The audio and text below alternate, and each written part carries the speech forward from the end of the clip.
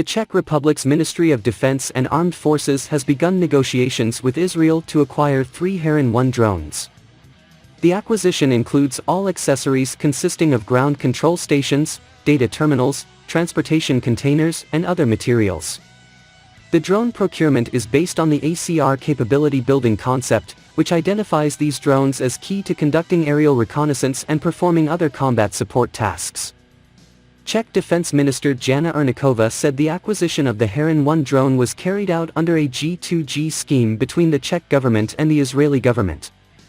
This, he said, allowed the Czech Republic to establish long-term cooperation and ensure the operation, repair and supply of spare parts for military equipment with Israel.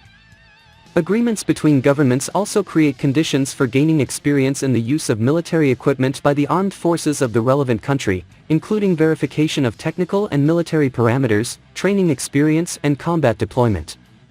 The drones will be built by Israel Aerospace Industries, IAI, as the main contractor.